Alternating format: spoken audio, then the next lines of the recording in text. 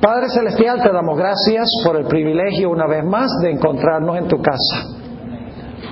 Te damos gracias, Padre, por tu palabra, que es una brújula segura en un mundo que anda confundido. Pedimos, Padre, al estudiar este tema, en la continuidad que hemos llevado, que tu Espíritu Santo nos acompañe. Danos, Señor, claridad de pensamiento. Y Padre, te ruego que tu palabra no regrese a ti vacía, sino que haga un impacto en nuestro ser, cambie nuestra vida, nos ayude a ver cuán cerca estamos de la venida de Jesús, de tal manera que podamos prepararnos para el cierre de la puerta de la gracia y la venida de Jesús. Te damos gracias, Padre, por escuchar y responder nuestra oración, porque te lo pedimos en el nombre de tu Hijo, Cristo Jesús. Amén. Quiero invitarles a abrir sus Biblias conmigo al libro de Hechos de los Apóstoles, capítulo 1 y los versículos 6 al 8. Hechos 1 y el versículo 6 hasta el versículo 8.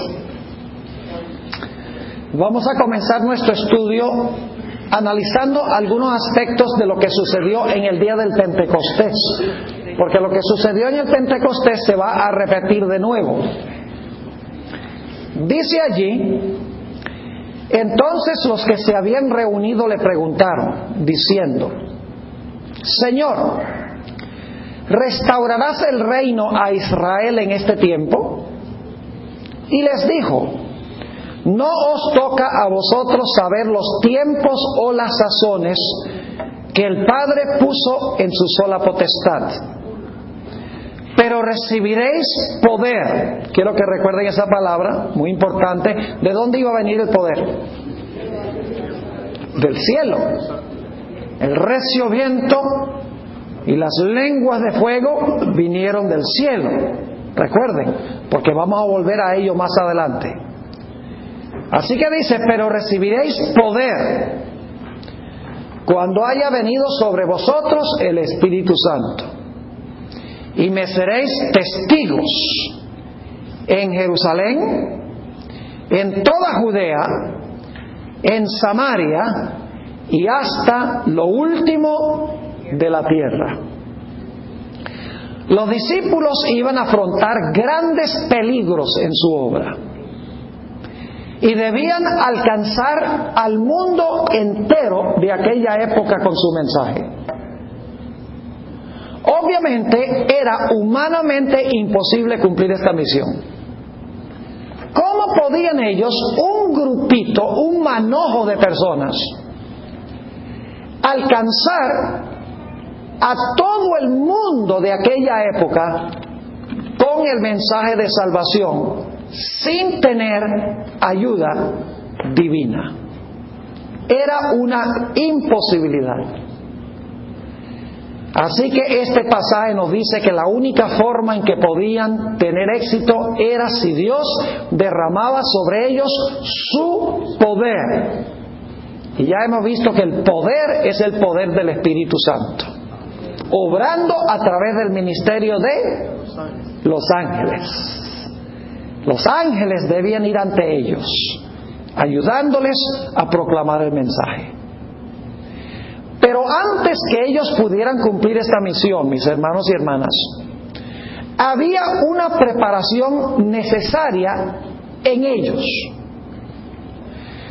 El Espíritu Santo no podía llenarlos a ellos, al menos que primero fueran vaciados. Porque usted no puede llenar lo que está lleno. Solamente puede llenar lo que está vacío. Antes de poder recibir esta promesa del Espíritu Santo, del poder para cumplir una obra sobrehumana, imposible humanamente hablando, era necesario que fueran vaciados del yo, vaciados de su egoísmo.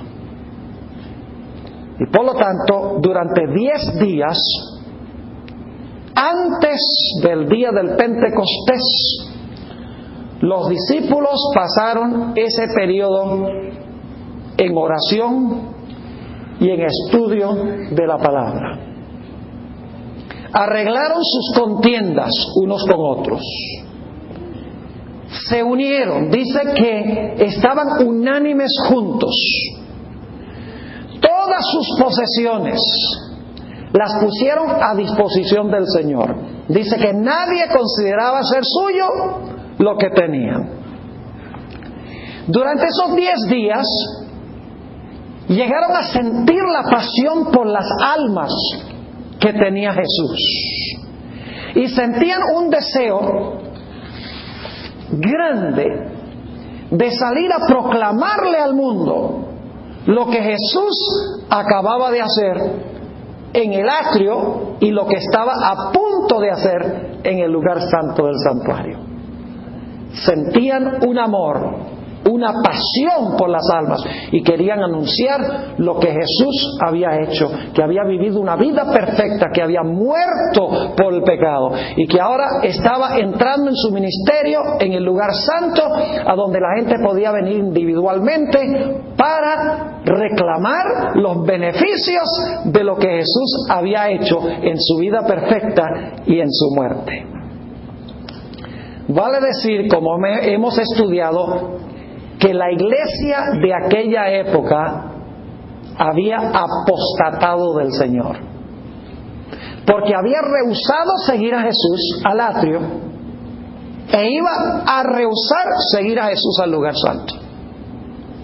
Lógicamente que si ellos no siguieron a Jesús al atrio, si no reconocieron que Él era el Cordero perfecto de Dios, si no reconocieron que había muerto por el pecado, no iban a reclamarlo como su intercesor.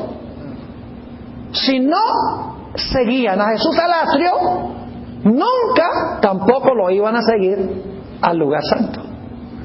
Y por eso, como la iglesia de aquella época, compuesta de varias denominaciones, no siguió a Jesús al atrio y no entró con Jesús al lugar santo en el día del Pentecostés, la iglesia se tornó apóstata. Y en el día del Pentecostés, todos sabemos, cayó sobre los discípulos que tenían su corazón preparado el poder del Espíritu Santo. El Espíritu Santo debía caer sobre ellos para que pudieran predicar el mensaje a 2 grupos especialmente. El primer grupo se componía de judíos que no habían rechazado el mensaje, que tenían un corazón sincero, que no habían comprendido lo que Jesús había hecho. Es decir, debían alcanzar primero a los judíos, a las denominaciones religiosas de aquella época. Pero en segundo lugar, ellos debían predicar a las personas que no pertenecían al judaísmo. Debían predicarle ultimadamente a los gentiles. Hoy en día nosotros los llamaríamos the unchurched. Es decir, tenían que predicarle a los de la iglesia y tenían que predicarle a los que no profesaban la religión de los judíos. A la iglesia apóstata y al mundo apóstata. Debían ir con el mensaje. Recuerden los detalles porque vamos a volver a ellos más adelante en nuestro estudio. Ahora surge la pregunta, ¿qué mensaje iban a proclamar los discípulos? Sí, el Espíritu Santo les dio el poder. A través del ministerio de los ángeles iban a poder proclamar el mensaje. Primero a la iglesia de la época y en segundo lugar a aquellos que no pertenecían a la iglesia. Pero ¿qué mensaje los llamó Dios para proclamar bajo el poder del Espíritu Santo? Mis hermanos y hermanas, el mensaje que Dios los llamó a proclamar era el mensaje de que Jesús había vivido una vida perfecta. Jesús había muerto por sus pecados y que ahora cada uno individualmente podía venir a Jesús en el lugar santo para que Jesús fuera su intercesor y pusiera a su crédito su vida perfecta y su muerte perfecta. Ese era el evangelio en esa época. Es decir, era un mensaje de que debes arrepentirte darle tus pecados a Jesús para recibir remisión o perdón por esos pecados. Permítame comprobarlo con varios textos de la Biblia. Vayan conmigo a Mateo 26, 28. Esto está hablando del momento que Jesús estaba sentado con los discípulos en el aposento alto. Y es antes del Pentecostés, pero demuestra lo que iba a suceder como resultado de la obra de Jesús. Mateo 26 y el versículo 28. Qué lindo escuchar las páginas de la Biblia. Música a los oídos de un predicador. Lamentablemente hoy en día se usa muy poco la Biblia en la iglesia, en la predicación. Pero conmigo, si no traen la Biblia, están perdidos. No digo eternamente, no, pero no van a poder seguir la hilación de lo que estamos estudiando. Mateo 26, 28, Jesús está en el aposento alto, está instituyendo la cena del Señor y dice: y tomando la copa y habiendo dado gracias, les dio diciendo: bebed de ella todos, porque esta es mi sangre del nuevo pacto, que por muchos es derramada para borrar los pecados.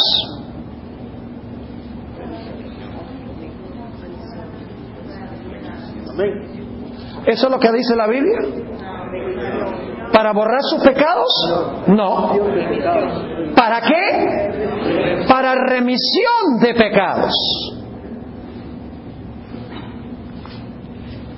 Ahora vamos a otro texto. Vayan conmigo a Lucas 24, 45 al 47. Mis hermanos y hermanas, yo quiero que nosotros tengamos este mensaje claro. Dios dio el poder para proclamar este mensaje. Era un mensaje de remisión y perdón del pecado. Note lo que dice Lucas 24, 45 al 47. Aquí Jesús está en el aposento alto con los discípulos después de su resurrección. Y dice: entonces les abrió el entendimiento para que comprendiesen las Escrituras. Y les dijo: así está escrito, y así fue necesario que el Cristo padeciese y resucitase de los muertos el tercer día, y que se predicase, fíjese cuál iba a ser la predicación, y que se predicase en su nombre el arrepentimiento y el perdón o la remisión de los pecados en todas las naciones, comenzando desde Jerusalén. ¿Cuál era el mensaje que debían predicar? El arrepentimiento y el perdón de los pecados. ¿A base de qué podían ser perdonados? A base de lo que Jesús había hecho, ¿dónde? En el atrio.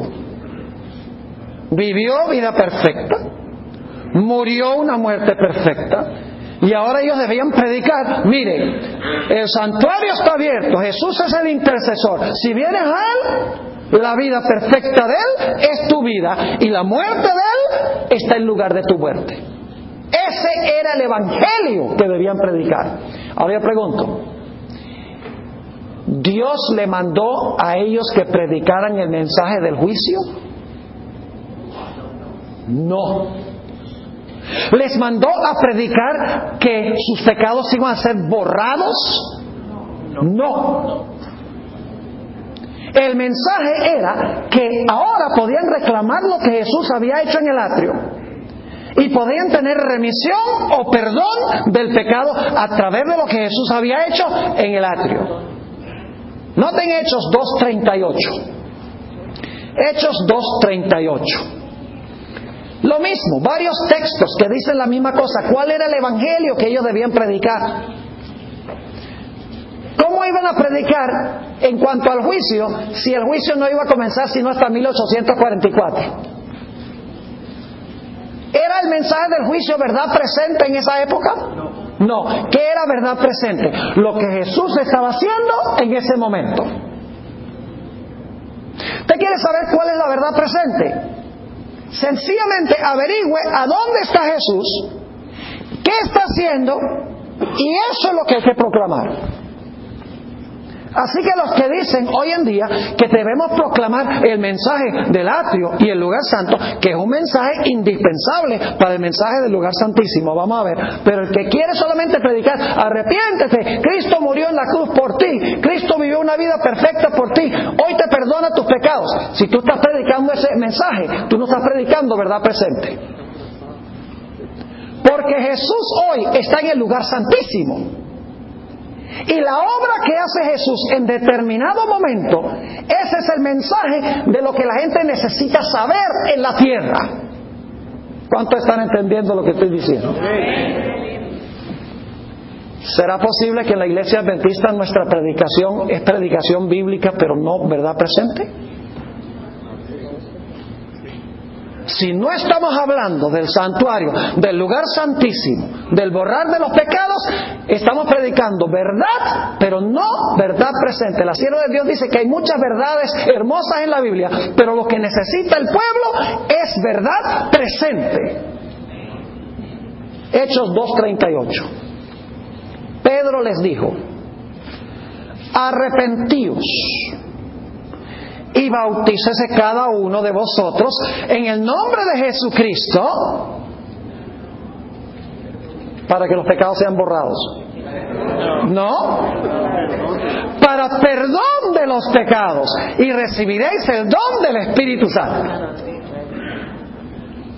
Un texto más, podría leer otros, pero yo creo que con este número de textos basta. Hechos 5 y el versículo 31. Hechos 5 y el versículo 31. Pedro les dijo: arrepentíos y bautícese cada uno de vosotros en el nombre de Jesucristo. ¿Para qué? No, ese no es el texto, ¿verdad? Ese es el que acabé de leer. Bueno, este tengo que buscarlo en la Biblia porque lo escribí mal aquí. Hechos 5 y el versículo 31. Déjeme buscarlo aquí, yo lo tengo escrito, pero déjeme leerlo aquí. Ahí lo tiene, en la pantalla. No, vamos a buscarlo aquí en la Biblia para no darles la espalda. Hechos 5 y el versículo 31. Es el texto correcto, dice: y a este Dios ha exaltado con su diestra por príncipe y salvador. ¿Ve? Lo exaltó a su diestra, entró al lugar santo como príncipe y salvador para dar a Israel arrepentimiento y que se le borren todos los pecados. No. Y perdón de los pecados. ¿Cuál era el mensaje que debían predicar los apóstoles? Debían predicar que ahora, como resultado de la vida de Jesús y la muerte de Jesús, si venían a Jesús en el santuario, en el lugar santo, habría ¿qué cosa? Perdón. Era un mensaje de perdón. Pero ahora quiero que vayamos a Hechos, el capítulo 3 y el versículo 19 al 21.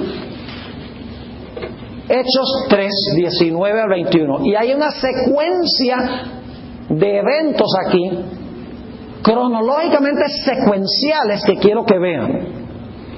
Hechos 3, 19 al 21. Así que, arrepentíos.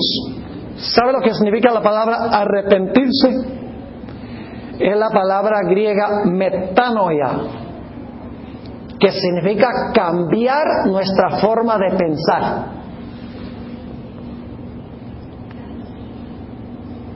Cambiar la forma de pensar. Dios nos cambia la forma de pensar. Dice: arrepentíos y convertíos. ¿Sabe lo que significa la palabra convertíos? Significa dar media vuelta e ir en la dirección contraria. Es decir,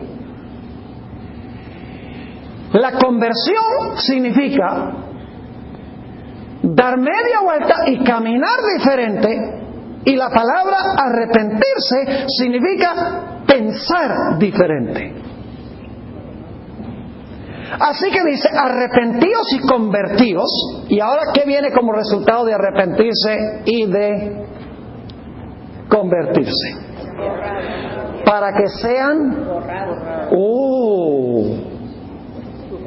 Ahora encontramos una nueva palabra. Dicho sea de paso, la palabra griega que se usa para perdón o remisión es la palabra griega áfesis, que según todos los léxicos donde yo examiné el significado de esa palabra, dice que significa absolución de la culpa del pecado. Dios nos absuelve de la culpabilidad del pecado. Es decir, cuando yo vengo a Jesús en el santuario, en el lugar santo, confieso mis pecados, reclamo a Jesús como Salvador, yo recibo en ese momento perdón. Dios ya no me tiene en cuenta esos pecados, quita la culpa del pecado. Pero la palabra áfesis no significa quitar el pecado en sí, significa quitar la culpabilidad por el pecado, pero no el pecado. La palabra que se usa aquí, donde dice para que sean borrados vuestros pecados, es la palabra griega exaleipo, que significa borrar, extirpar,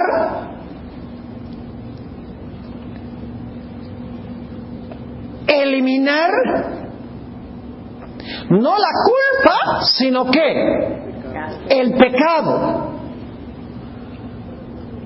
Por eso Dios usó una palabra distinta. Dice, arrepentíos y convertíos. ¿Para qué? Yo pregunto, ¿el arrepentimiento y la conversión es condición para que Dios borre los pecados? Sí, dice, para que sean borrados vuestros pecados. Y ahora escuchen, siguiente evento en la secuencia, para que vengan de la presencia del Señor tiempos de refrigerio. ¿Qué son esos tiempos de refrigerio? ¿El derramamiento de qué? Del Espíritu Santo. Para que vengan de la presencia del Señor tiempos de refrigerio. Y ahora escuchen bien, siguiente evento, y Él envíe a Jesucristo, que os fue antes anunciado. Fíjense en la secuencia. Primero, arrepentidos y convertidos. 2, para que sean ¿qué? Borrados vuestros pecados. Para que pueda venir ¿qué cosa? Los tiempos de refrigerio, la lluvia tardía. Y entonces, después viene ¿quién? Jesús. Y por si acaso no creen que este último evento tiene que ver con la segunda venida de Jesús, dice en el versículo 20, y Él envíe a Jesucristo, que os antes fue anunciado, a quien de cierto es necesario que el cielo reciba hasta los tiempos de la restauración de todas las cosas. ¿Está hablando de la segunda venida de Jesús? ¿Ahí es que va a restaurar todas las cosas? ¿Cómo no? De que habló Dios por boca de sus santos profetas que han sido desde tiempo antiguo. ¿Tienen en claro los 4 eventos consecutivos? Arrepentimiento y conversión. Cambio de mente y cambio de acción. Metanoia significa cambio mental. Conversión significa que estoy andando así, doy media vuelta y me voy en la dirección contraria. Me habían contado el testimonio del hermano Sabino, que estaba yendo por una dirección allá en los casinos y todo eso. Y entonces Dios lo tocó y me voy en la dirección contraria. Eso es lo que significa la palabra conversión. Es más, la palabra convertirse muchas veces en la Biblia se traduce en inglés turn. Ir en la dirección contraria. Ahora, lo que yo quiero que ustedes vean, mis hermanos y hermanas, es que el perdón del pecado no es lo mismo que borrar el pecado. los apóstoles predicaron el perdón del pecado. Pero aquí Pedro, en el capítulo 3, está diciendo que viene un tiempo cuando Dios va a exigir que su pueblo se arrepienta, se convierta, para que sus pecados ya no sean perdonados, sino que sus pecados sean ¿qué? Sus pecados sean borrados, para que puedan recibir el Espíritu Santo y entonces pueda enviar a Jesús. Ahora escuchen bien lo que les voy a decir. La palabra perdón es una palabra del santuario. Y la palabra borrar los pecados es también una palabra del santuario. Les voy a explicar. En el santuario había lo que se conoce como el servicio diario y el servicio anual. En el servicio diario, el sacerdote, a veces los israelitas sacrificaban el animal y luego entonces el sacerdote llevaba la sangre, es decir, la sangre que había derramado el animal, ahora la aplicaba, la llevaba dentro del lugar santo y depositaba allí ¿qué cosa? El pecado. Porque fíjese, lo que pasó es que el pecador, y a veces el sacerdote ponía la mano, traspasaba el pecado a la víctima. La víctima luego era sacrificada. Y entonces la sangre que llevaba el registro del pecado era introducida ¿dónde? En el lugar santo, el santuario. De esa manera el pecado se estaba transfiriendo del pecador a la víctima al santuario. Yo pregunto, ¿podía tener el pecador la seguridad del perdón? ¿Podía irse a su casa cantando en ese momento? Sí, Señor. El pecador no tenía que decir, ¿me perdonó o no me perdonó? Si venía arrepentido, confesaba su pecado sobre la cabeza del animal y transfería su pecado al animal, el pecador se podía ir contento, saltando de alegría, porque ahora el problema lo tenía era Dios.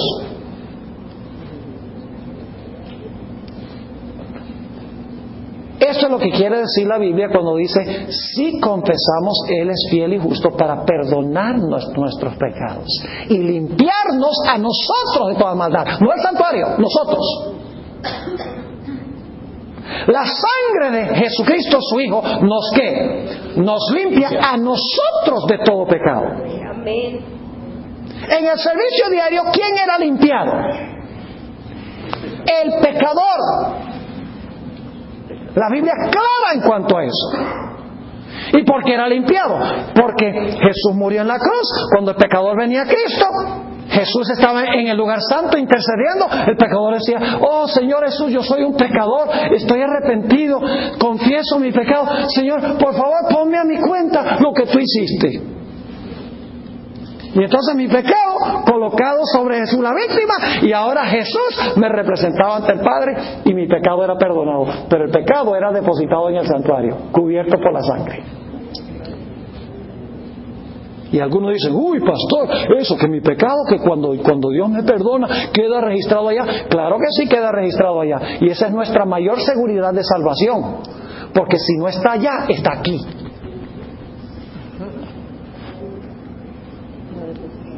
Si los pecados entran al santuario por la sangre, podemos decir, gloria a Dios, aleluya, no está en contra de nosotros.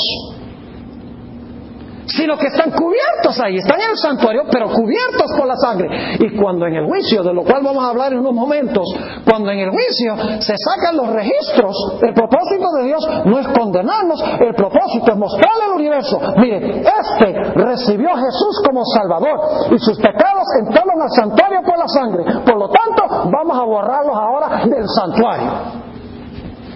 Gloria a Dios. Pero había en el santuario también un servicio anual. ¿Conocen el servicio anual del santuario? Venía al final del año. Durante todo el año habían entrado al santuario los pecados y el santuario estaba a reventar de pecados. Santuario contaminado. porque el pecado contamina. La sangre había limpiado al pecador, pero la sangre había introducido el pecado al santuario. Y por lo tanto era necesario hacer ¿qué cosa? Limpiar o purificar el santuario. Y eso se hacía en el gran día de expiación. En el día de expiación se escogían 2 machos de cabrío. Un macho de cabrío era inmolado, era sacrificado. Eso representaba a Jesús. Escuchen bien lo que les voy a decir. Nosotros creemos que el día del juicio comenzó en 1844. Entonces, ¿será que Jesús murió de nuevo en 1844? Bueno, pero el día de expiación se ofreció un sacrificio. No, lo que quiere decir es que la sangre que perdona, la sangre que derramó Cristo en la cruz, que perdona del pecado, en el día del juicio, cuando se abran los registros, se revelará que la gente recibió la sangre de Jesús. Esa misma sangre purificará el registro del pecado. Perdona el pecado y purifica el santuario del pecado. Porque cuando aparece el registro, Satanás dice: mire, el pastor Bor tiene todos esos pecados ahí. Y Jesús va a decir: sí, están ahí, pero te faltó un punto importante. Y es que todos esos pecados entraron como aquí. Dime cómo entraron acá. Entraron cubiertos por la sangre de Jesús. Entonces Jesús dice: entonces mi sangre merita purificar el registro también. Claro que sí. La sangre de Cristo purifica al pecador y la sangre de Cristo purifica el santuario. Así que en el día de expiación los pecados eran purificados del santuario por medio de la sangre de Cristo que derramó en la cruz. Algunas personas se confunden y dicen: el día de expiación fue cuando Cristo murió en la cruz. Porque el macho cabrío que era sacrificado en el día de expiación, ese sacrificio lo hizo Jesús en la cruz del Calvario. Y es cierto que el sacrificio de Jesús fue hecho hace 2000 años. Pero en el día de expiación, ese sacrificio que se hizo hace 2000 años, ahora limpia o purifica el santuario. Jesús no tiene que morir de nuevo. La misma sangre que derramó purifica el santuario. Es decir, el sacrificio que se ofrecía en el día de expiación es el mismo sacrificio que ofreció Cristo en la cruz. Ahora, en el servicio anual se escogía también otro macho cabrío. Si ustedes leen Levítico 16, van a encontrar allí, no lo voy a leer porque la mayoría de nosotros lo conocemos, el sumo sacerdote entraba al lugar santísimo, tomaba todos los pecados, transgresiones, inmundicias. Y saben algo interesante, que hago un paréntesis aquí. Si ustedes leen Levítico 1 al 15, los capítulos 1 al 15, habla de del servicio diario. Y casi siempre que se usa la palabra pecado, se usa en singular. Cuando se usa la palabra inmundicia, aparece en singular. Cuando se usa la palabra transgresión, aparece singular. Porque ahí está hablando del individuo que introducía su pecado al santuario. Pero en Levítico 16, que se habla del gran día de expiación, esas palabras se usan en plural. Pecados, inmundicias y transgresiones. ¿Por qué razón? Porque en el día de expiación todos los pecados, las inmundicias y las transgresiones, plural, de todo el pueblo, eran entonces purificadas del santuario. Y ustedes saben que el sumo sacerdote sacaba todas esas impurezas, todas esas inmundicias, todos esos pecados, todas esas transgresiones, y las colocaba sobre la cabeza ¿de quién? Sobre la cabeza del macho cabrío, Azazel. Y entonces Azazel era enviado al desierto, a tierra no habitada, Ahí tiene uno una ilustración de lo que pasa durante el milenio, donde Satanás es enviado a un mundo desordenado y vacío, un desierto donde no hay habitantes porque todos los impíos están muertos. ¿Están conmigo? Y cuando terminaba el día, el santuario estaba ¿qué? Limpio. Había un pueblo limpio y había un santuario limpio. Es decir, en el servicio diario los pecados entraban al santuario. En el servicio anual los pecados eran borrados del santuario. De eso está hablando Hechos el capítulo 3. Arrepentíos y convertíos para que vuestros pecados sean borrados, pueda venir sobre vosotros el Espíritu Santo, y entonces enviará ¿a quién? Entonces enviará a Jesús. Ahora, mis hermanos y hermanas, yo quiero compartir algo muy solemne con ustedes. Dios no va a borrar nada del santuario que no haya sido borrado aquí.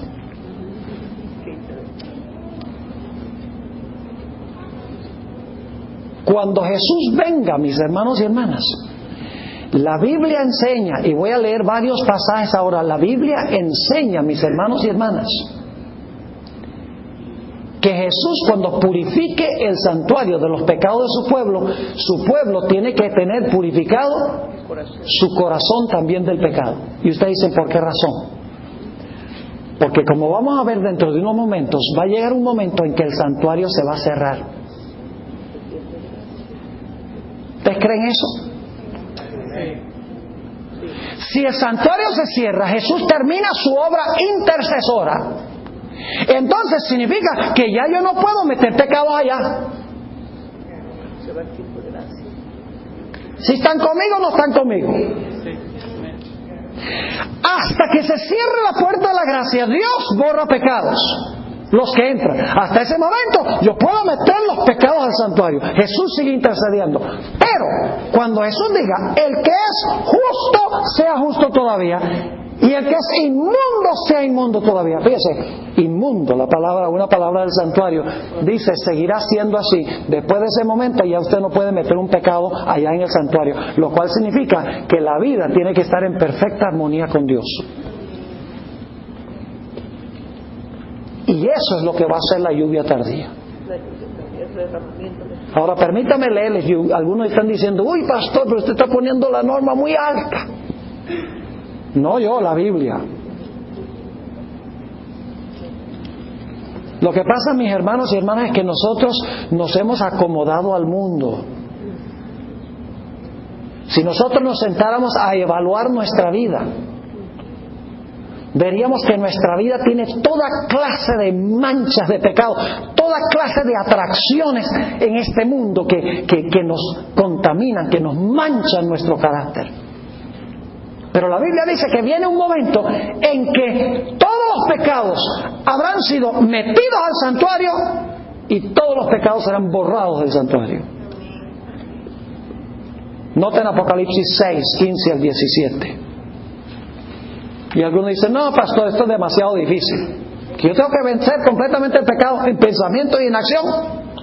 Eso es lo que significa arrepentirse y convertirse.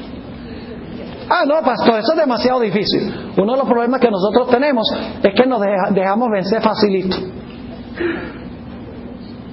Ah, no, pastor, la carne es muy fuerte. Pastor, el mundo es muy atractivo. Muy fuerte el mundo. Ay, pastor, el diablo es poderoso. Cuando usted dice eso, mi hermana y hermana, usted está diciendo que la carne, el mundo y el diablo son más poderosos que Dios.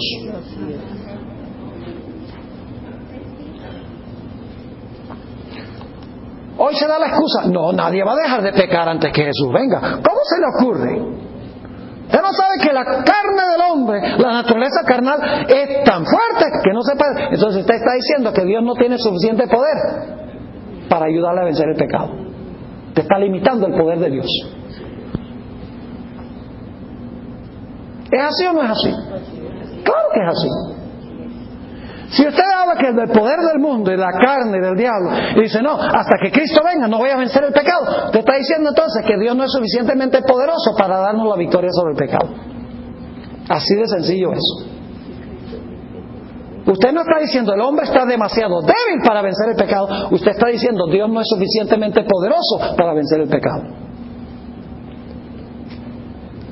Apocalipsis 6, 15 al 17. El cielo se desvaneció como un pergamino. Este es el versículo 14. Que se enrolla. Y todo monte y toda isla se removió de su lugar.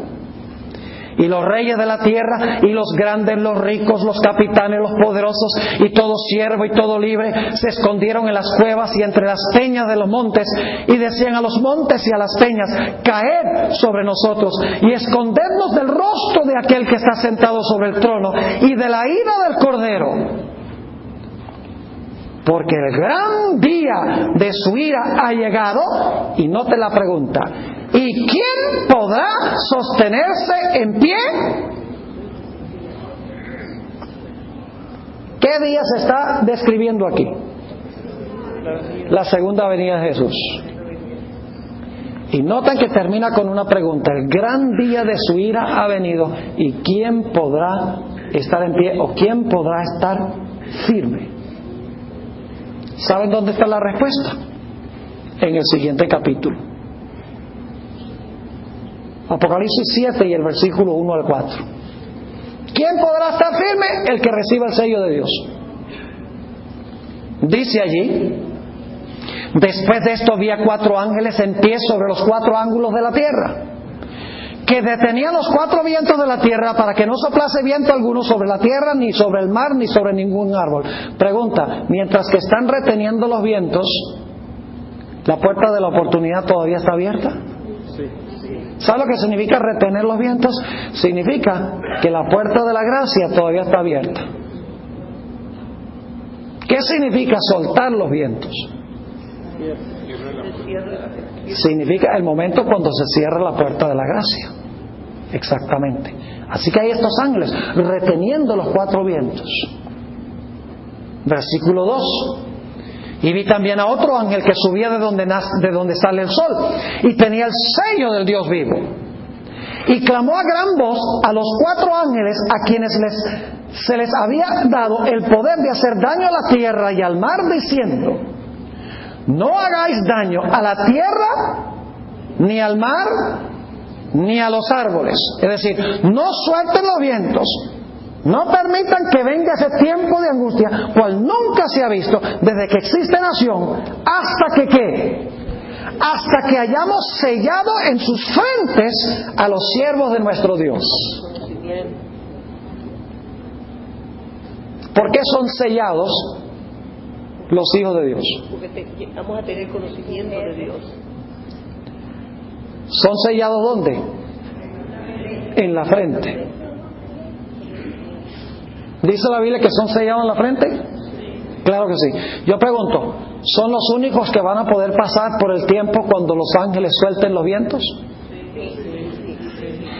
La perspectiva aquí es que en el capítulo 6 termina diciendo: el gran día de su ira ha venido, ¿quién podrá sostenerse en pie? Capítulo 7 dice: ya te voy a decir quién se puede sostener en pie: los que tienen el sello de Dios en la frente. El que no lo tenga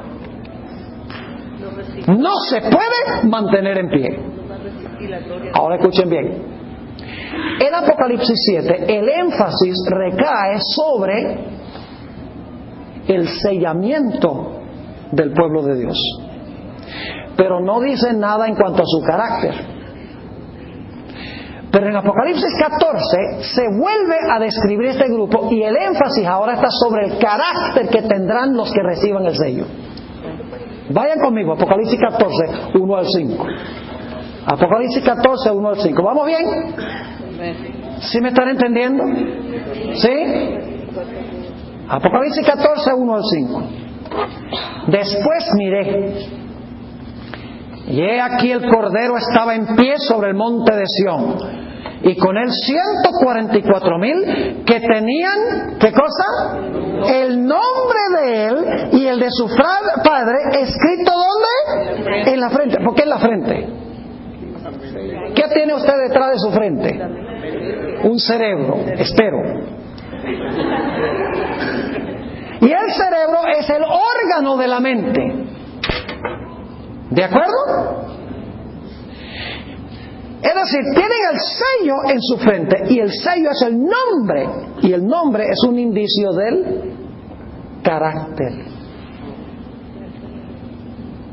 Sigue diciendo en el versículo 2: y oí una voz del cielo como estruendo de muchas aguas y como sonido de un gran trueno, y la voz que oí era como de arpistas que tocaban sus arpas y cantaban un cántico nuevo delante del trono y delante de los 4 seres vivientes y de los ancianos, y nadie podía aprender el cántico sino aquellos 144,000 que fueron redimidos de entre los de la tierra. Y ahora escuchen, estos son los que no se contaminaron con mujeres.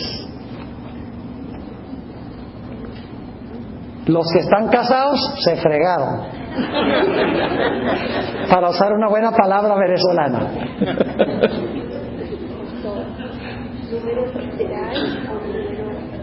No vamos a hablar de si es literal o no el número. Eso no tiene que ver con lo que estamos hablando ahora. ¿Qué significa que no se contaminaron con mujeres? Yo pregunto, ¿el matrimonio es honroso? Si usted, por ejemplo, consigue una mujer que está libre bíblicamente y usted está libre, ¿el matrimonio contamina? No. Así que cuando aquí dice que no se contaminaron con mujeres, tiene que ser que no cometieron adulterio. ¿Están conmigo o no están conmigo? No está diciendo que usted no se pudo casar, porque el matrimonio no contamina. Lo que contamina es cuando usted está casado con Jesús y le juega sucio. Doctrina del error. ¿Vamos bien? Quiere decir que no se contaminaron con las enseñanzas y las prácticas de la ramera y sus hijas. La ramera de Apocalipsis 17 y sus hijas, porque es la madre de las rameras. Sigue diciendo, pues son vírgenes. Estos son los que siguen al Cordero por donde quiera que va. ¿Andan como él anduvo? ¿Sí? Así que no solamente tienen la mente de él, sino que tienen la vida de él.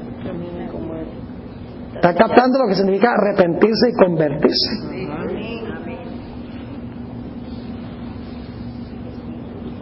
Estos son los que siguen al Cordero por donde quiera que va. Estos fueron redimidos de entre los hombres como primicias para Dios y para el Cordero. Y ahora escuchen bien. Y en sus bocas no fue hallada mentira. Quiere decir que su corazón está limpio, porque de la abundancia del corazón habla la boca.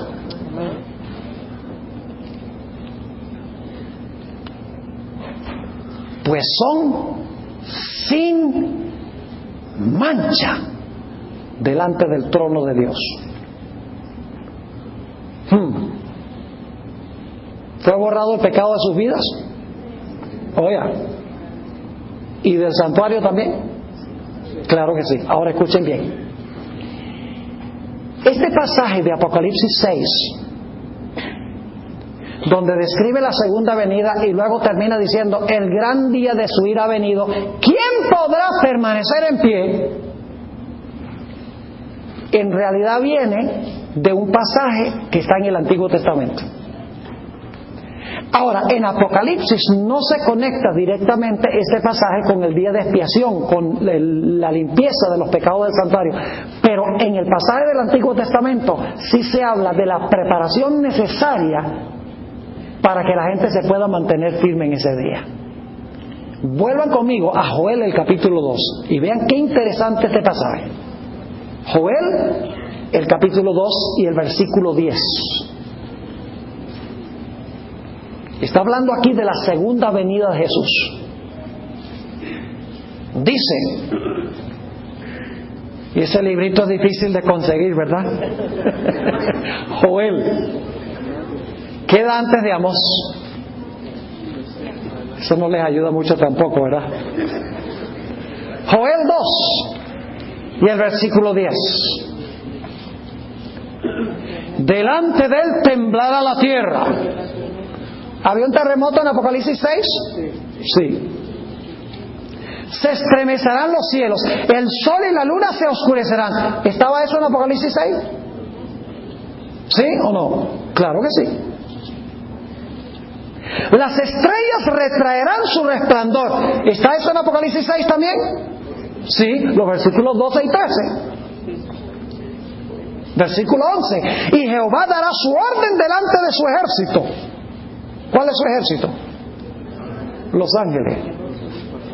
Porque, noten, porque muy grande es su campamento, fuerte es el que ejecuta su orden, porque grande es el día de Jehová y muy terrible. ¿Quién podrá soportarlo? ¿Es la misma pregunta? ¿Sí o no? ¿El mismo contexto?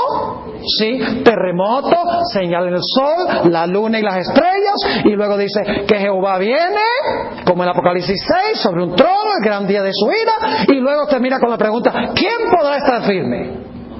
Ahora en Apocalipsis dice que son los 144,000 sellados, pero en Joel nos da más detalles y lo conecta con el santuario. Nota lo que sigue diciendo el versículo 12. Por eso. ¿Qué significa eso por eso? ¿Está conectado con la pregunta? Porque grande es el día de Jehová y muy terrible. ¿Quién podrá soportarlo? Por eso. Porque el día es grande y terrible. ¿Debemos hacer algo para prepararnos para ese día? Claro que sí.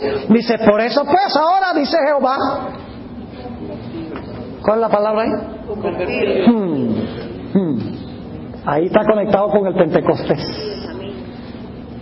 Convertíos a mí con todo vuestro corazón,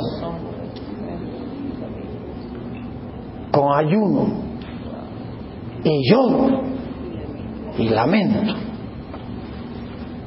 ¿Es eso lo que hacía el pueblo de Israel en el día de expiación? ¿Ayunaban? Sí, Señor. Lean los Levítico 23. ¿Afligían su alma con lloro y lamento y clamor? Sí, este es el día de expiación. Es decir, para prepararte para aquel día grande y terrible, tienes que pasar la experiencia por la cual pasó el pueblo de Israel en el día de expiación.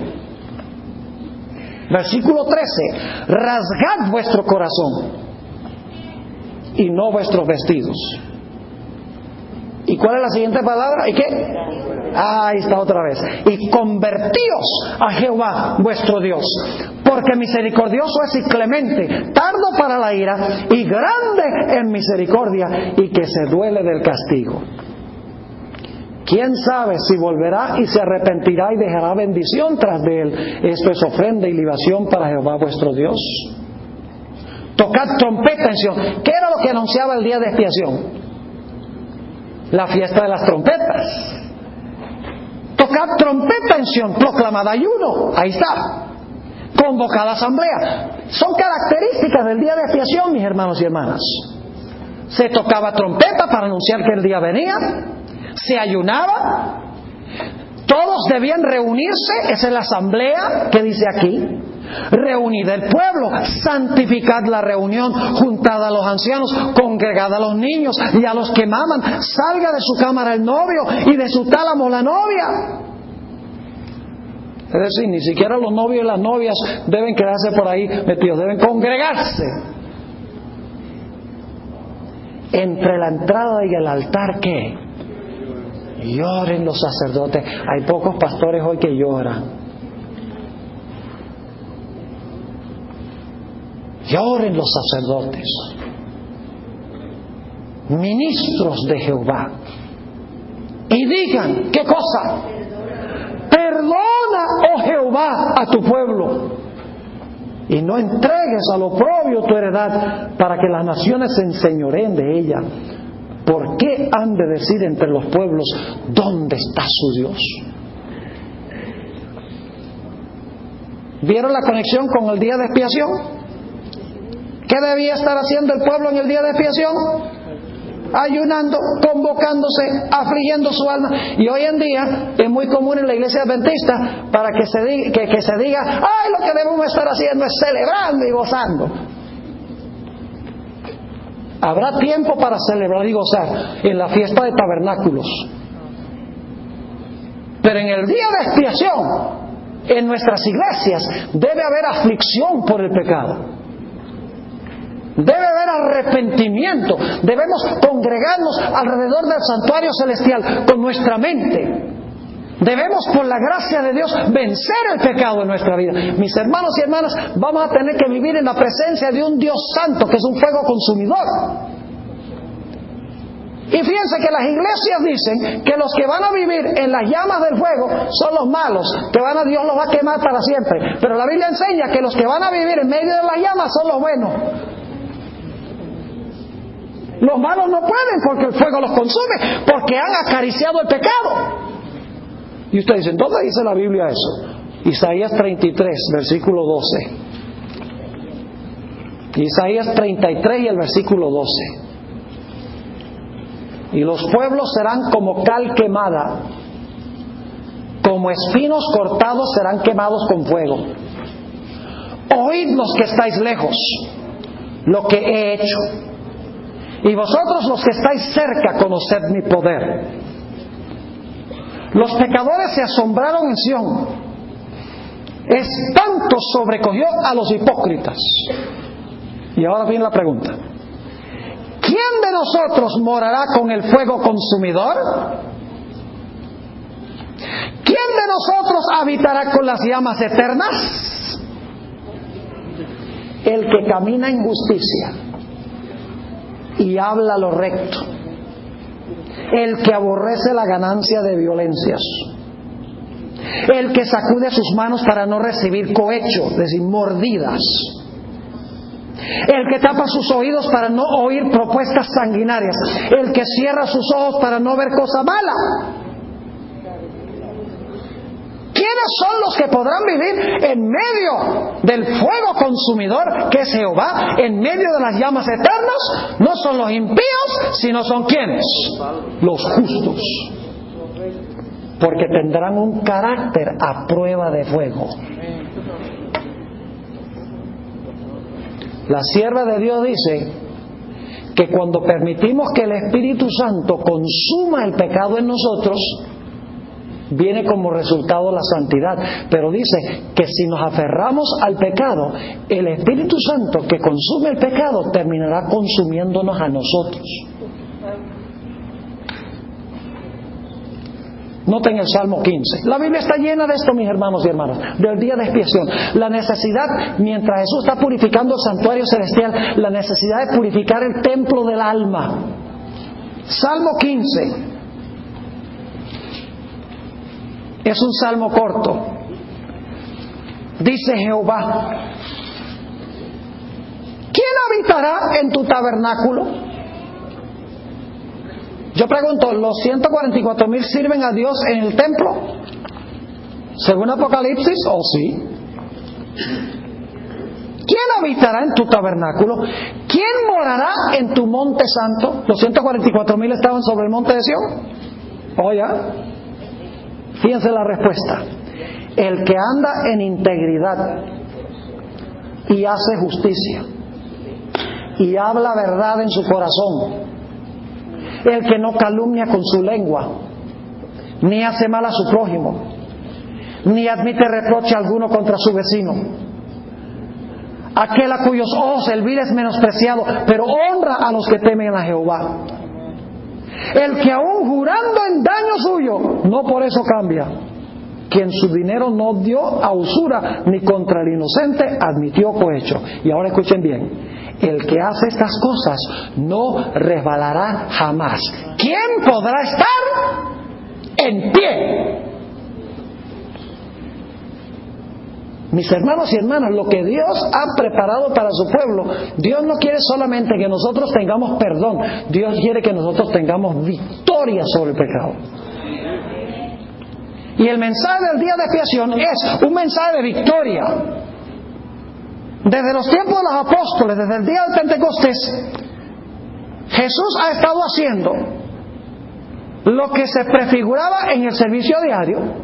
La gente se arrepiente, trae los pecados a Jesús y Jesús los cubre con su sangre en el santuario. Pero viene un momento en que Jesús va a tener toda una generación de personas que ya no van a introducir pecado en el santuario, sino que sus pecados van a ser borrados del santuario. En el libro devocional The Faith I Live By, página 211, la fe por la cual vivo, dice la sierva de Dios esto: el juicio está transcurriendo ahora en el cielo. Esta obra ha estado en progreso por muchos años. Pronto, nadie sabe cuán pronto, pasará a los casos de los vivos. En la augusta presencia de Dios, nuestras vidas serán examinadas. Ahora, más que nunca, le incumbe a cada alma hacerle caso a la advertencia del Señor: mirad, velad y orad, porque no sabéis cuándo será el tiempo. Pues si no velas, vendré sobre ti como ladrón, y no sabrás a qué hora vendré a ti.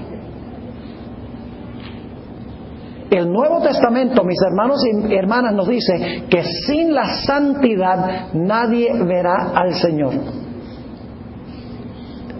Dice Mateo 5:8: bienaventurados los de limpio corazón, porque ellos verán a Dios. En 1 de Juan 3 y el versículo 3 dice: cualquiera que tiene esa esperanza de la venida de Jesús se purifica a sí mismo, como Él también es puro. Y usted dice: pastor, ¿cómo se logra esto? Nos está poniendo una norma tan alta, pastor. Pues sería injusto que yo les presentara la norma sin darle el secreto de cómo es posible alcanzar la norma. ¿Saben que de una forma como pueden comenzar? Dejen de ver tanto programa malo por televisión. Y el tiempo que gastan en la televisión, pásenlo leyendo la Biblia. Nota lo que dice el Salmo 119. Vamos rápidamente aquí a algunos textos. Salmo 119 nos da el secreto. El secreto es sencillo, mis hermanos y hermanas. Las cosas de Dios no son complicadas. Mientras Jesús está purificando el santuario del pecado, Él quiere que nosotros hagamos una obra paralela y purifiquemos el templo del alma. ¿Qué estaba haciendo el pueblo de Israel mientras el sumo sacerdote estaba en el santuario, purificando el santuario de los pecados? ¿Qué estaba haciendo el pueblo? Estaban todos en la carpa viendo televisión. ¿Estaban allá en los casinos? No. Estaban reunidos alrededor del santuario, con la mente allá adentro. Está limpiando el santuario de nuestros pecados, y estaban afligiendo su alma, y estaban ayunando y congregados y clamando a Dios. Mientras se estaba limpiando el santuario adentro, ellos estaban, por la gracia de Dios, purificando el templo del alma afuera. Fíjense lo que dice el Salmo 119. Y esto se dirige especialmente a los jóvenes, pero no exclusivamente a los jóvenes. Versículo 9 al 11. Salmo 119, 9 al 11. Dice: ¿con qué limpiará el joven su camino? Con guardar tu palabra. Con todo mi corazón te he buscado. No me dejes desviarme de tus mandamientos. En mi corazón he guardado tus dichos para no pecar contra ti. ¿Cuál es el secreto? ¿Guardar qué? En el corazón los mandamientos, los dichos, la palabra de Dios. Y así no pecamos contra Jehová. El problema es que no estamos llenando nuestra mente y nuestro corazón de la palabra de Dios. Y la gente viene y dice: pastor, ¿cómo venzo el pecado? ¿Qué cada vez cometo este mismo pecado. Le digo, métanse en la palabra. ¿Saben lo que pasa cuando estudiamos la palabra? Cuando yo estudio la palabra empieza a estudiarme a mí. Por ejemplo, si alguien tiene problemas con pornografía, que es un problema grave en la iglesia adventista y en el mundo. Si alguien tiene problemas con pornografía, un día abre la Biblia y empieza a leer ahí en Mateo 5 donde dice: oíste en lo antiguo, no cometerás adulterio, mas yo os digo que cualquiera que mire a una mujer para codiciarla, adulteró en su corazón. Yo leí ese versículo y ahora el versículo me dice: ese eres tú. Ahora la Biblia me está leyendo a mí. Cuando metemos la Biblia al corazón, la Biblia en la mente y el corazón, como es luz, inmediatamente quiere expulsar ¿qué? Las tinieblas, porque no pueden habitar juntos. Y mientras más meto la palabra, más victoria hay en la vida cristiana. Y hablo de estudio de la Biblia con oración. No solamente estudio la Biblia, sino con oración. Noten Efesios 5. Otra vez el mismo secreto. Efesios, el capítulo 5. Y el versículo 25 al 27. Efesios 5. Y el versículo 25 al 27. Qué bien conocido este pasaje. Dice: maridos, amad a vuestras mujeres, así como Cristo amó la iglesia y se entregó a sí mismo por ella. ¿Con qué fin? Para santificarla, habiéndola purificado en el lavamiento del agua por la palabra. ¿Qué representa el agua? ¿Qué representa el agua fresca? La lluvia. ¿Qué representa el agua fresca? La lluvia. El Espíritu Santo. ¿Cómo es que el Espíritu Santo limpia? Según esto dice. Dice: habiéndola purificado en el lavamiento del agua por la palabra. La espada del Espíritu es ¿qué? La palabra de Dios. El Espíritu Santo, a través de la palabra, limpia. Y entonces, ¿qué clase de iglesia tiene Jesús? Dice en el versículo 27: a fin de presentársela a sí mismo una iglesia gloriosa, que no tuviese mancha, ni arruga, ni cosa semejante, sino que fuese santa y sin ¿qué? Mancha. ¿Cuál es el secreto para tener una iglesia santa y sin mancha? El Espíritu Santo, a través de la palabra, purgar el corazón. Y el apóstol Pablo lo expresó de otra forma. En 2 Corintios 3, el apóstol Pablo dijo: nosotros mirando a cara descubierta, como en un espejo, la gloria del Señor. ¿Saben lo que es la gloria del Señor? Su carácter. Contemplando la gloria del Señor, ¿somos qué? Transformados de gloria en gloria a su misma semejanza.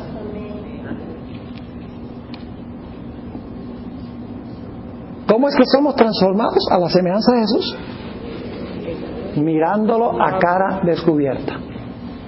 ¿Y a dónde miramos a Jesús hoy? El único lugar que usted tiene una versión autorizada de Jesús es en la Biblia. Por eso la sierva de Dios nos ha dicho que sería bueno pasar 1 hora al día estudiando la vida de Cristo, especialmente las escenas finales. Sentarnos, leer, meditar, pensar cómo fue eso. Y dice que a medida que seguimos a Jesús, especialmente en las escenas finales, dice que ganaremos victorias en nuestra vida cristiana. Lo que la televisión nos hace es confirmar nuestro pecado. La Biblia desenmascara y reprende el pecado. Entonces, lo que usted mete a su mente determina si usted tiene victoria o no sobre el pecado. Así de sencillo es.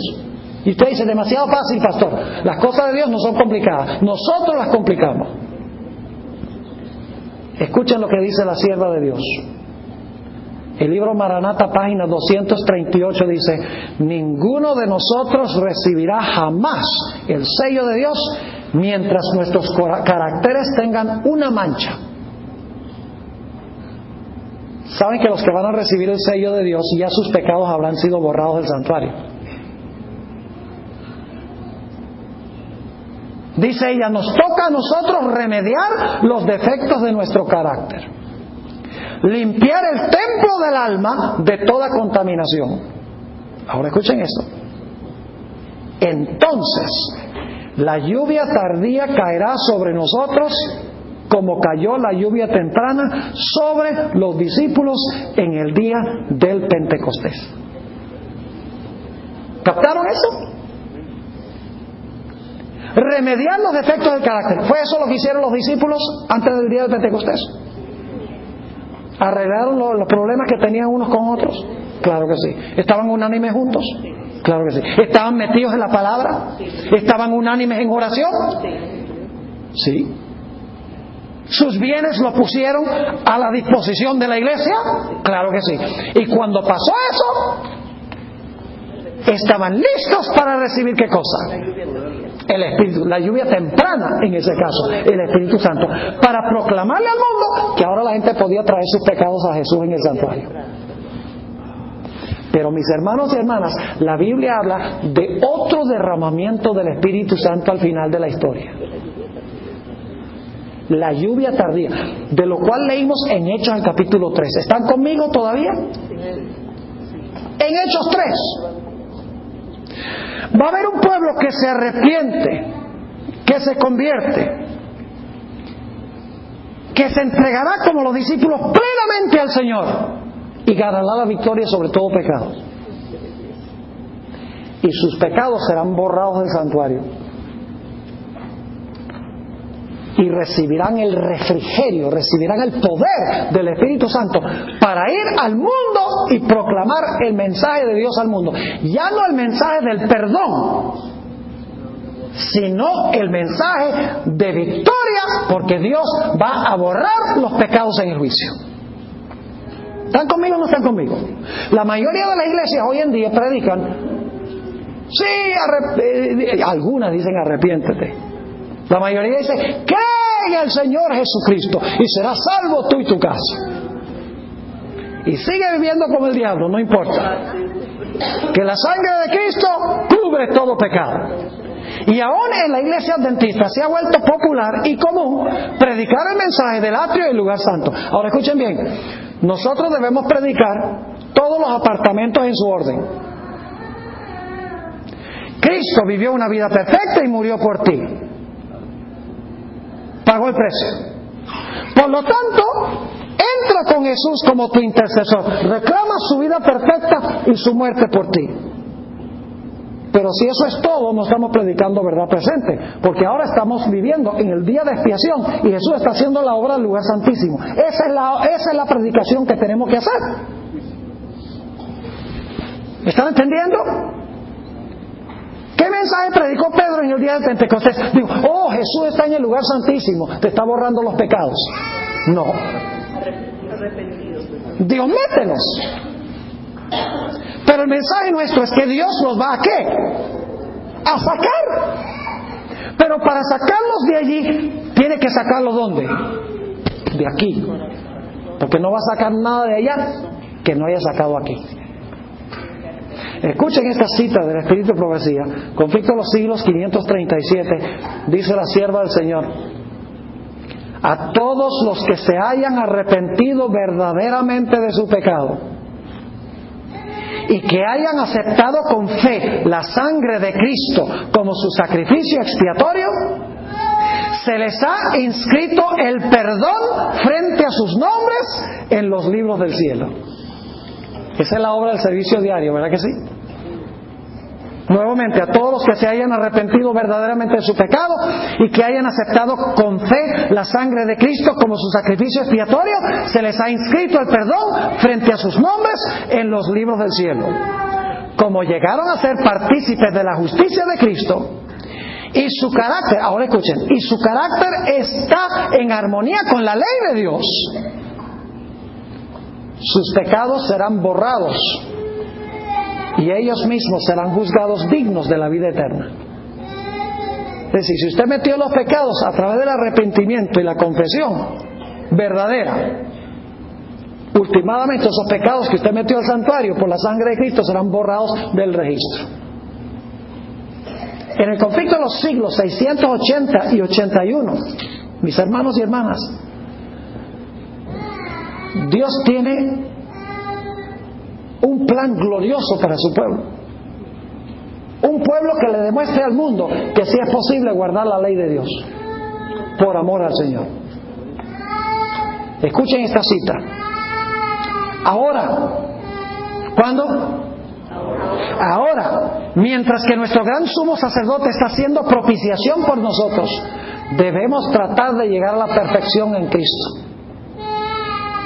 Nuestro Salvador no pudo, ahora escuchen bien, nuestro Salvador no pudo ser inducido a la tentación ni siquiera en pensamiento. ¿Cómo es? El Satanás no pudo, ¿qué? Inducir a Jesús. ¿Ni siquiera qué? Pensamiento. Sigan escuchando. Satanás encuentra en los corazones humanos algún asidero en que hacerse firme. Es tal vez algún deseo pecaminoso que se acaricia, por medio del cual la tentación se fortalece. Hay cosas que acariciamos, la tentación se fortalece en el corazón. Pero Cristo, sigue diciendo, declaró al hablar de sí mismo: viene el príncipe de este mundo, mas no tiene nada en mí. Satanás no pudo encontrar nada en el Hijo de Dios que le permitiese ganar la victoria. Cristo guardó los mandamientos de su Padre y no hubo en él ningún pecado de que Satanás pudiese sacar ventaja. Y ahora escuchen la conclusión.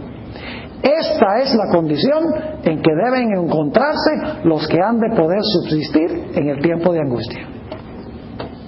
Ni aún en pensamiento.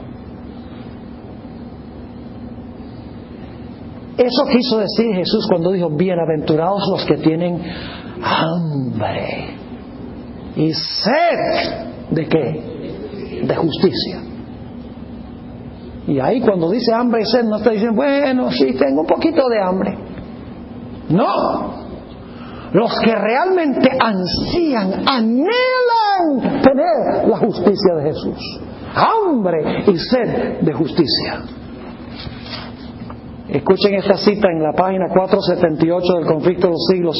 Dice: los que vivan en la tierra cuando cese la intercesión de Cristo en el santuario celestial deberán estar en pie en la presencia del Dios Santo sin mediador. Ahora muchos adventistas se asustan y dicen: ay, Dios nos va a abandonar aquí. No vamos a tener intercesor, pero sí vamos a tener protector. Es decir, ya no vamos a poder mandar los pecados al santuario. Pero si Dios no estuviera aquí protegiéndonos, nadie quedaría vivo. Sigue diciendo: sus vestiduras deberán estar sin mácula, sus caracteres purificados de todo pecado por la sangre de la aspersión, por la gracia de Dios. Y sus propios y diligentes esfuerzos deberán ser vencedores en la lucha con el mal. ¿Deberán ser qué? Vencedores en la lucha con el mal. Ahora escuchen. Mientras prosigue el juicio investigador en el cielo, mientras que los pecados de los creyentes arrepentidos son quitados del santuario, debe llevarse a cabo una obra especial de purificación, de liberación del pecado entre el pueblo de Dios en la tierra. Mientras purifica allá, debemos estar ¿qué? Purificando el templo del alma aquí. Y ahora escuchen, llegamos al momento más glorioso. Cuando leemos Hechos 3, donde dice: arrepentíos y convertíos para que vuestros pecados sean borrados. ¿Cuál es el siguiente paso? Viene sobre el pueblo de Dios los tiempos de ¿qué? De refrigerio. ¿Qué son esos tiempos de refrigerio? La caída del Espíritu Santo en la lluvia tardía. ¿Y para qué va a mandar a su pueblo la lluvia tardía? ¿Por qué mandó sobre los discípulos el Espíritu Santo en el día del Pentecostés? ¿Con qué fin? ¡Oh! envió para que fueran a proclamarle a las iglesias de la época y a los unchurched, a los mundanos, lo que Jesús estaba haciendo. ¿Qué va a pasar cuando Cristo derrama el Espíritu Santo al final de la historia? El propósito es que el pueblo de Dios tenga el poder para salir y predicarle a las iglesias apóstatas. Ahí está el paralelo. Y a los mundanos, a los unchurched, que Jesús está juzgando a los vivos. Y que deben ellos entrar al lugar santísimo y tener la experiencia de los que están predicando ese mensaje. Yo pregunto, cuando los discípulos proclamaron el mensaje y otros aceptaron el mensaje, ¿esos otros también proclamaron entonces el mensaje? Claro que sí.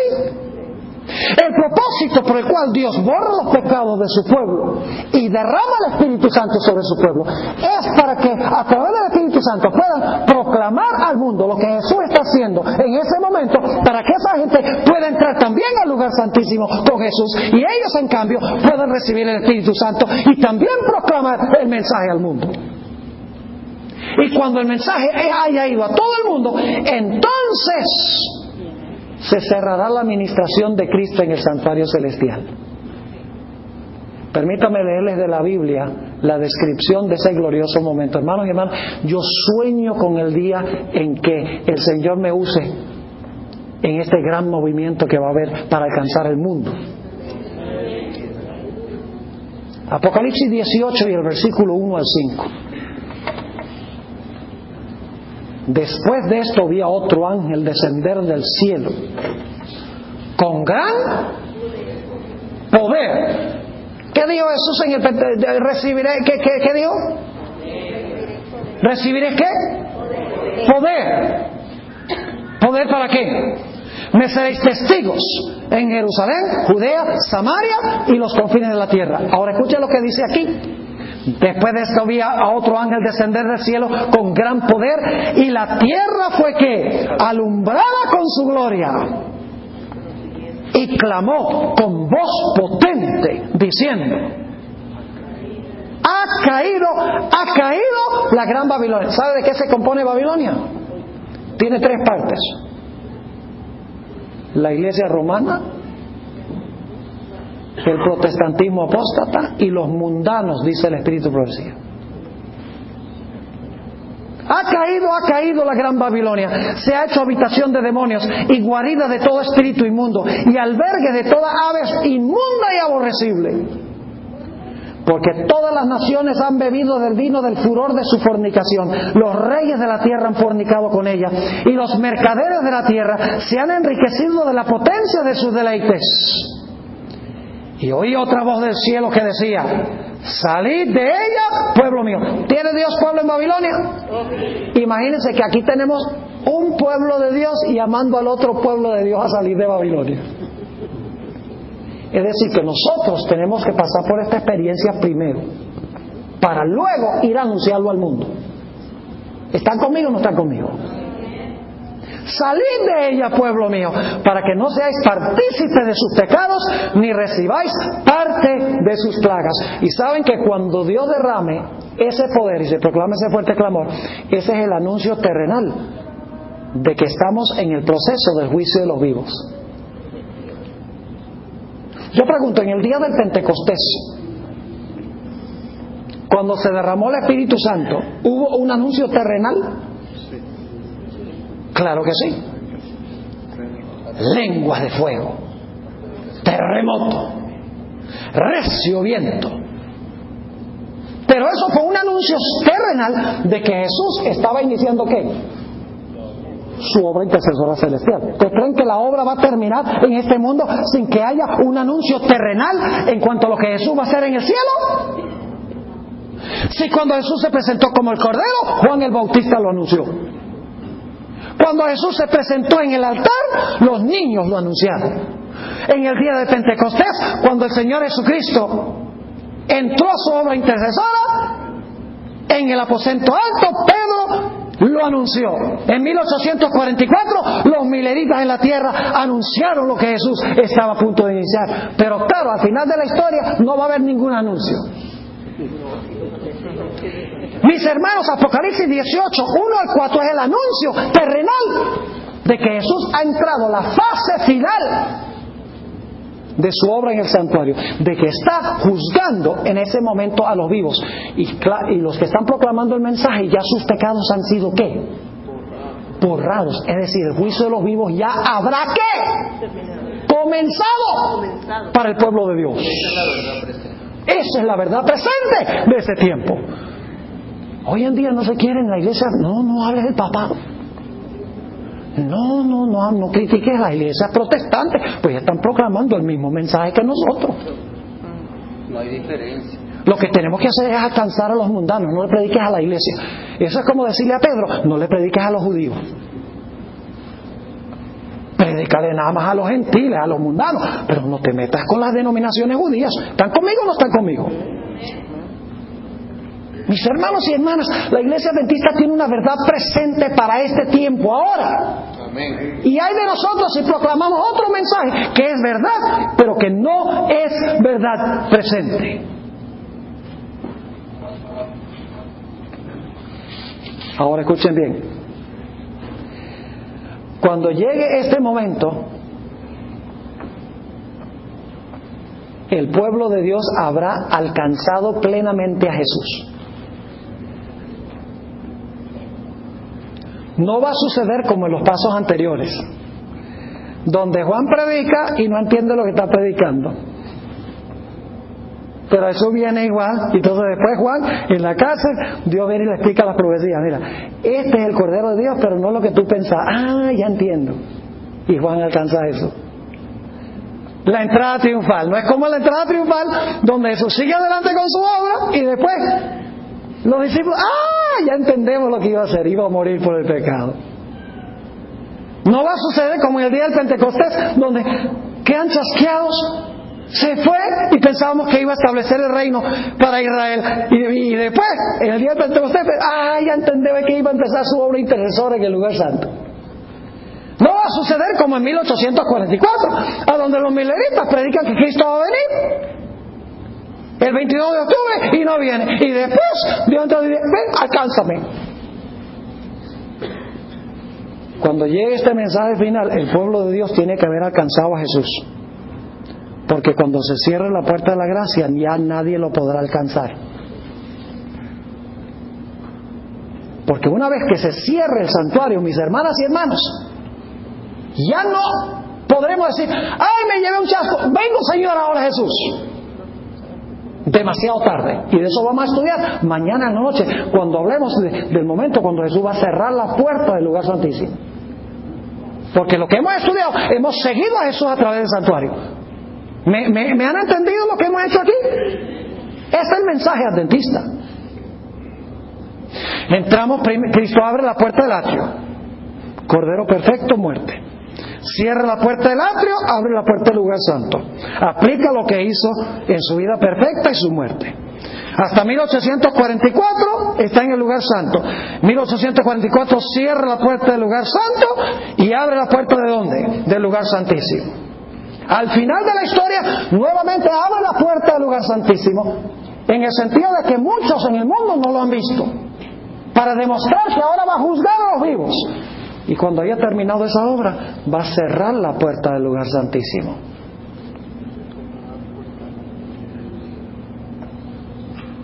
Y ya allí no habrá más oportunidad de salvación, mis hermanos y hermanas. Permítame leerles la descripción de la hermana White de este glorioso momento. Mis hermanos y hermanas, si nosotros no estamos cerca del final de la historia, yo no sé a dónde estamos. ¿Saben? Lo único que está esperando Dios es a nosotros. ¿Usted cree que Dios está esperando que haya más terremotos y más tsunamis, más inundaciones? Que entonces haya señales del sol, la luna y las estrellas. Voy a esperar, dice Dios, y entonces voy a cumplir la profecía. Mis hermanos y hermanas, lo único que está esperando a Jesús es a nosotros. Escuchen, conflicto de los siglos 670. Pero entonces los rayos de luz penetrarán por todas partes, hablando del fuerte clamor. La verdad aparecerá en toda su claridad, y los sinceros hijos de Dios romperán las ligaduras que los tenía sujetos. Los lazos de familia y las relaciones de la iglesia serán impotentes para detenerlos. La verdad les será más preciosa que cualquier otra cosa.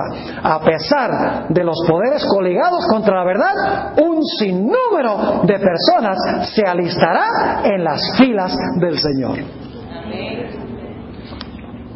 Una cita más en la página 669 y 670. Escuchen de este glorioso tiempo, mis hermanos. Qué privilegio vivir en esta época de la historia, pero qué responsabilidad también. Dice la sierva del Señor: la gran obra de evangelización no terminará con menor manifestación del poder divino que la que señaló el principio de ella.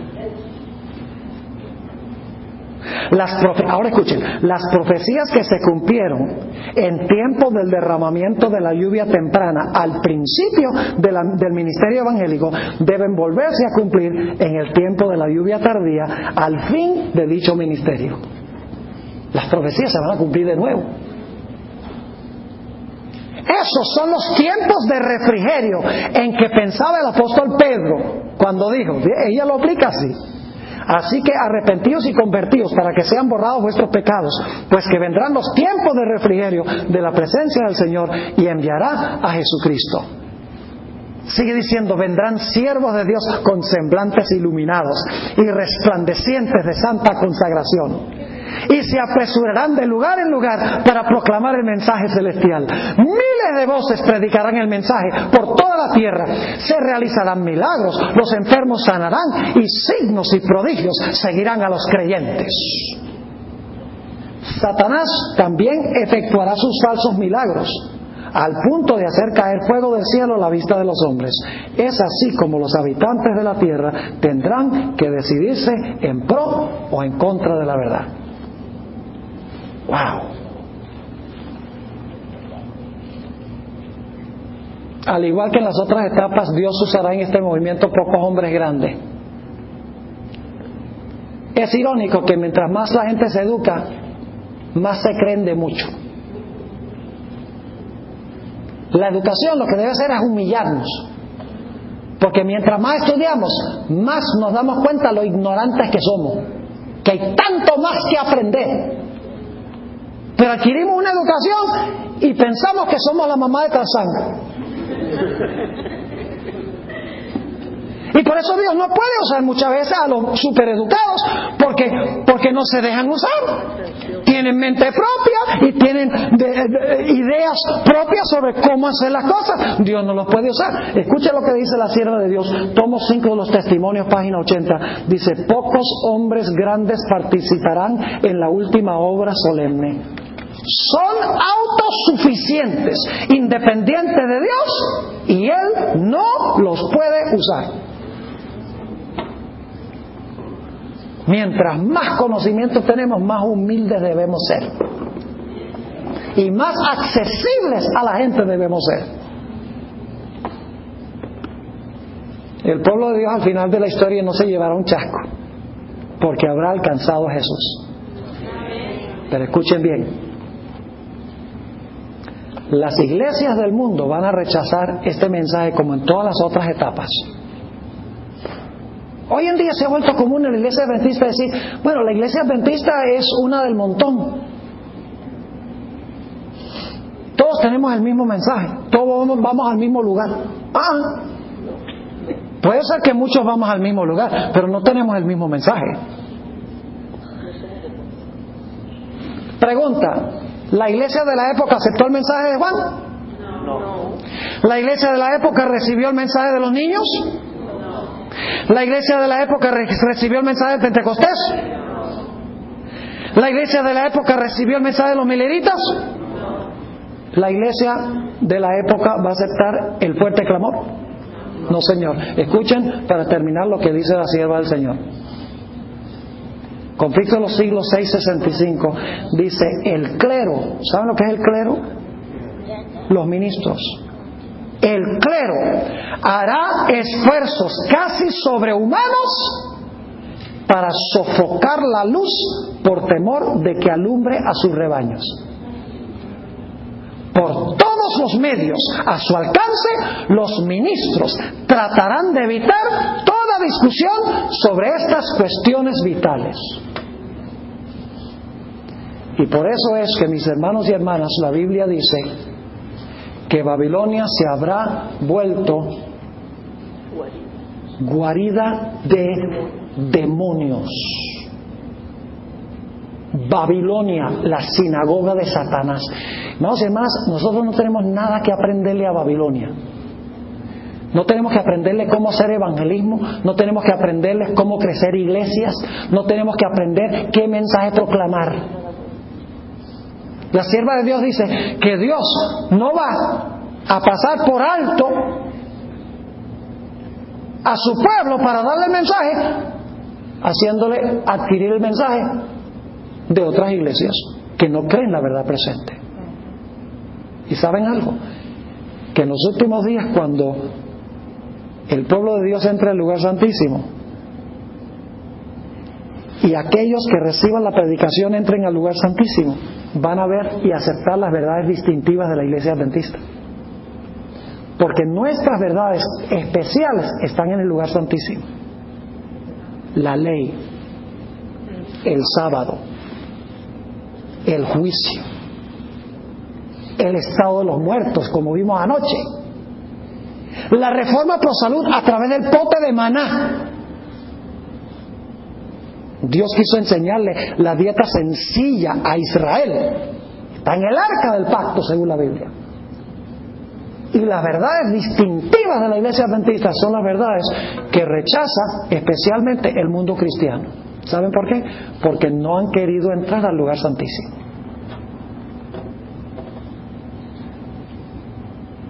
Bueno, mis hermanos y hermanas, ojalá hayan entendido lo que estudiamos esta noche. No se pierdan el próximo emocionante episodio. Mañana vamos a hablar del momento solemne cuando se va a cerrar la puerta de la gracia, el último cierre de la puerta del lugar santísimo. Ojalá podamos venir, hagan llamadas telefónicas, que vengan más personas.